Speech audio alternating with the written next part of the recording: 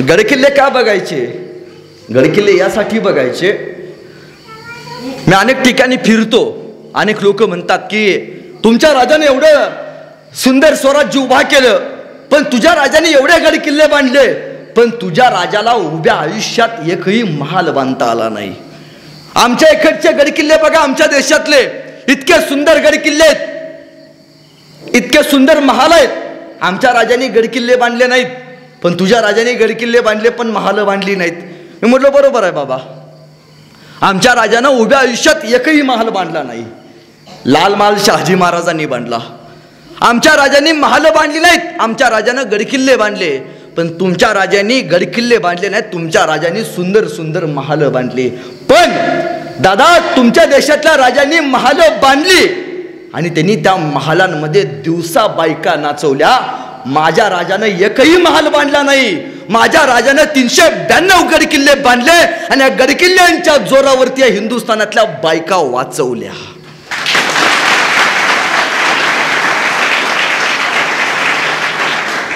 आता आमचे बाप जाते जातात गडकिल्ले बघायला. काय गडकिल्ल्यांवरती हो? आमची पोरं म्हणतात काय दगड बघायचे? नाही रे, या दगडांनी रक्त सांडले, या दगडांनी महाराजांचा स्पर्श अनुभवलाय. गडकिल्ले म्हणून काही आपण देणं लागतो की नाही? आपल्या इथं कोल्हापूर जवळ आहे, कोल्हापूरचा पन्हाळा बघून या. काय आहे त्या पन्हाळ्यामध्ये? किल्ल्याच्या टोकावरती एसटी जाते. आता इलेक्शन आले, मध्यंतरी खासदारकी झाली, आता आमदारकी आली. किती लोक तिथं बसलेली? कधी विचारले आपल्या प्रतिनिधीला की गडकिल्ल्यांसाठी काही तुम्ही बोलणार आहात का नाही? एकाही महाराष्ट्रातल्या सगळ्या आमदारांची पॉम्पलेट बघा, एकाही पॉम्पलेटवरती तुम्हाला बघायला मिळणार नाही की गडकिल्ले स्वच्छ करून गडकिल्ले संवर्धन करायचं काम आम्ही करू म्हणून. ती जबाबदारी वाटतच नाही आपल्याला. ते दगड नाही आहेत, त्या पत्थर आणि पत्थरनं महाराजांचा स्पर्श, महाराजांचा जय जयकार अनुभवलाय. बाहेरचे गडकिल्ले सगळे सुंदर आहेत, बाहेरच्या देशातले, बाहेरच्या राज्यातले. आपले गडकिल्ले पडलेत का? कारण ज्यावेळी बाहेरच्या राज्यातल्या गडकिल्ल्यांवरती आक्रमण झाली तेव्हा तिथल्या राजांनी माना झुकवल्या आणि गडकिल्ल्यांच्या भिंती वाचवल्या. आमच्यावरती जेव्हा जेव्हा आक्रमण झाली आम्ही माना नाही झुकवल्या, आम्ही छात्या फाकवल्या. चल या, बाहेरच्या राज्यातल्या गडकिल्ल्यातनं दिवसा दारूचे पाट वाहिलेत आणि माझ्या महाराजांच्या गडकिल्ल्यातनं दिवसा रक्ताचे पाट वाहिलेत. त्यासाठी गडकिल्ले बघायचे. मुस्लिम धर्माचा सण असतो ईद. मी कुठल्या धर्मावरती टीका करत नाही बरं का, पण मला असं वाटतं मुस्लिम धर्माचा सण असतो ईद. बघा ना, त्यांची लोक हजला जातात.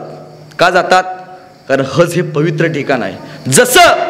जसं मुस्लिम धर्माचं हजला गेल्याशिवाय आयुष्याचा अर्थ पूर्ण होत नाही, जसं मुस्लिम समाजाचं हजला गेल्याशिवाय आयुष्याचा अर्थ पूर्ण होत नाही, तसं छत्रपती शिवाजी महाराजांच्या रायगडावरती गेल्याशिवाय प्रत्येक मराठ्याच्या आयुष्याचा अर्थ पूर्ण होत नाही.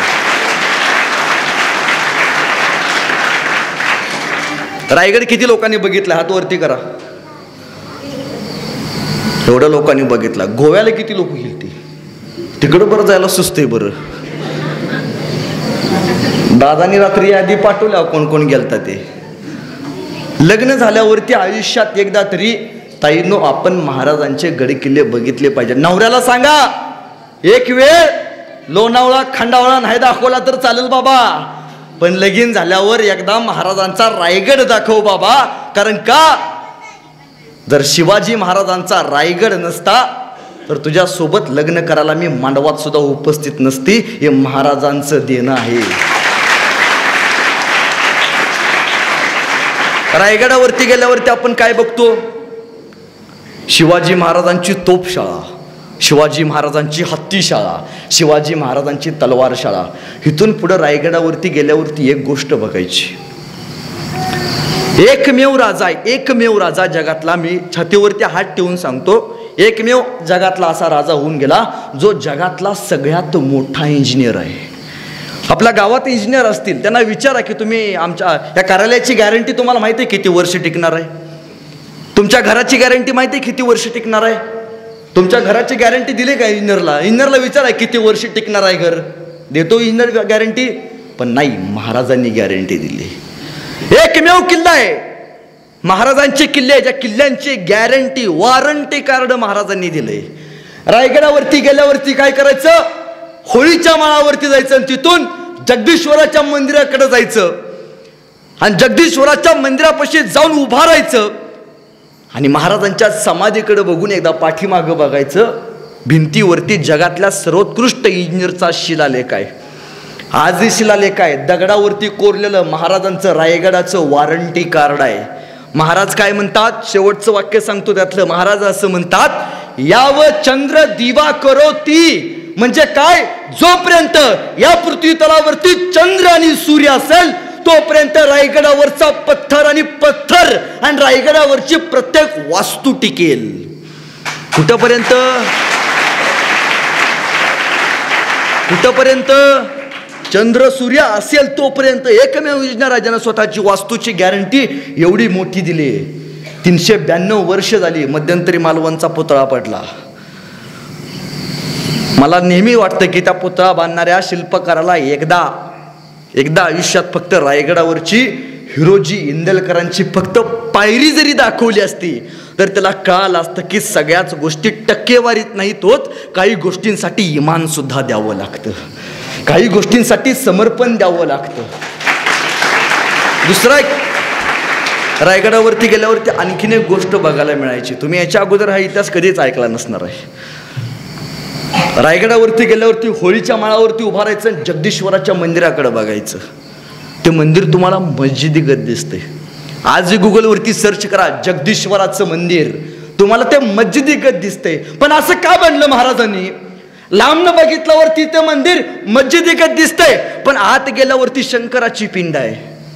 महाराजांचं मत असं, महाराजांचा दूरदृष्टिकोन असा, महाराजांना वाटतं की यदा कदाचित मी उद्या असेन किंवा नसेन, पण जेव्हा जेव्हा मी मेल्यानंतर, माझ्या मृत्यूनंतर जेव्हा जेव्हा रायगड शत्रूच्या ताब्यात जाईल, जेव्हा जेव्हा रायगड जाळला जाईल, तेव्हा तेव्हा रायगडावरची प्रत्येक वास्तू जरी जळाली तरी जगदीश्वराच्या मंदिरातल्या पिंडीला हात लागता कामा नये, यासाठी महाराजांनी मस्जिदीचं त्याला स्ट्रक्चर दिलंय.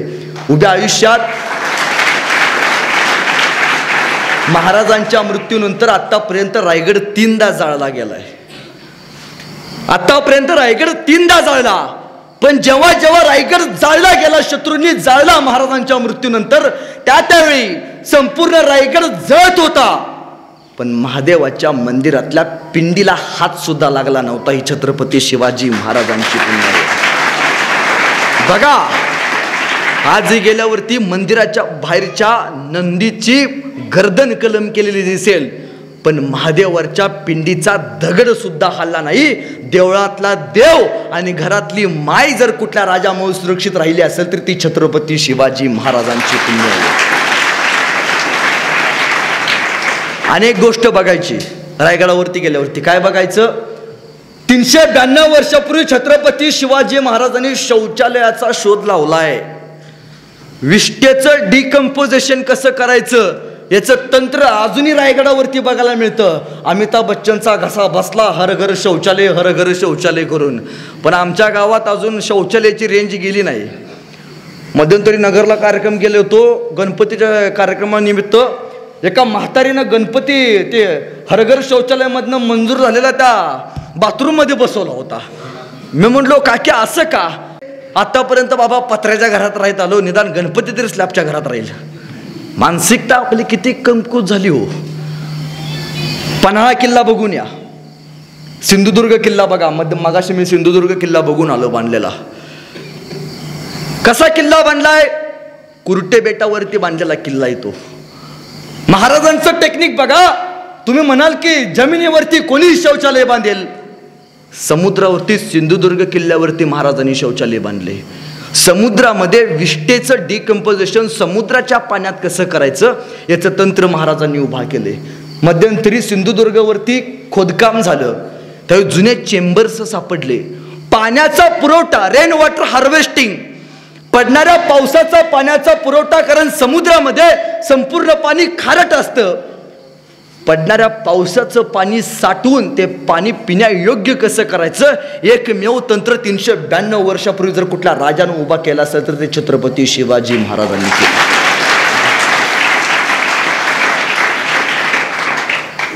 महाराज एकदा सिंधुदुर्ग किल्ल्यावरती गेले होते. किल्ल्याचं बांधकाम चालू होतं आणि गेल्यावरती एक सरदार आला राजांपाशी आणि राजांना म्हणाला, राजा एक इच्छा या पामराची. हा बोलला, राजा या सिंधुदुर्ग किल्ला आम्ही आमच्या स्वकष्टानं बांधला. तुमची इच्छा होती की जसं गडकिल्ले सह्याद्रीमध्ये उभा आहेत तसेच समुद्रातली लंका एखादी उभा करावी म्हणून सिंधुदुर्ग किल्ला बांधला. महाराज परत याल का नाही मला तुम्ही माहिती नाही. महाराज पहिल्यांदा आलाय, आल्यावरती तुमच्या हाताचे ठसे महाराज या सिंधुदुर्ग किल्ल्यावरती उठवा.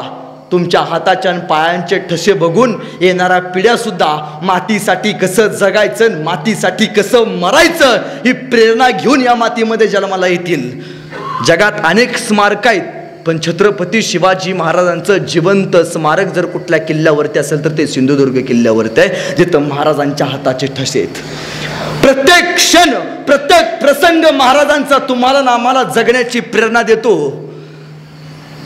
संभाजीनगरला कधीतरी जावा, दौलताबाद नावाचा किल्ला आहे. महाराज एकदा दौलताबाद किल्ल्यावरती गेले होते. किल्ला सगळा बघितला आणि महाराजांनी इंदलकरनं विचारलं, इंदलकर किल्ला कसा वाटला? इंदलकर म्हणाले, फार सुंदर बांधलात. महाराजांनी विचारलं, इंदलकर या किल्ल्यामध्ये एक चूक आहे. हा बोला ना महाराज. इंदलकर या किल्ल्याला जायला आणि यायला फक्त एकच दरवाजा आहे. इंदलकर यदा कदाचित उद्या गड शत्रूच्या ताब्यात घावला तर इंदलकर किल्ल्याला दुसरा दरवाजा सुद्धा असला पाहिजे. आतापासून स्वराज्यातला जेवढे गड किल्ले आहेत ना, राजधानीपासून किल्ल्याच्या आपल्या स्वराज्याच्या राजधानीपासून किल्ल्याला दुसरा दरवाजा बांधायला चालू करा. रायगडाला दुसरा दरवाजा बांधण्यात आला, चोर दरवाजा. ज्यावेळी राजाराम महाराजा किल्ल्यावरती होते रायगडावरती, ज्यावेळी रायगड जळला गेला त्यावेळी ताराराणी मासाहेबांच्या सोबत राजाराम महाराज याच चोर दरवाजातनं निघाले. त्याला वाघ दरवाजा असंही म्हटलं जातं. आणि त्या दरवाजातून महाराज जंजीला गेले. म्हणजे आपल्या मृत्यूनंतर सुद्धा प्रजेचं संरक्षण कसं करायचं या मातीमध्ये छत्रपती शिवाजी महाराजांनी या मातीला शिकवले.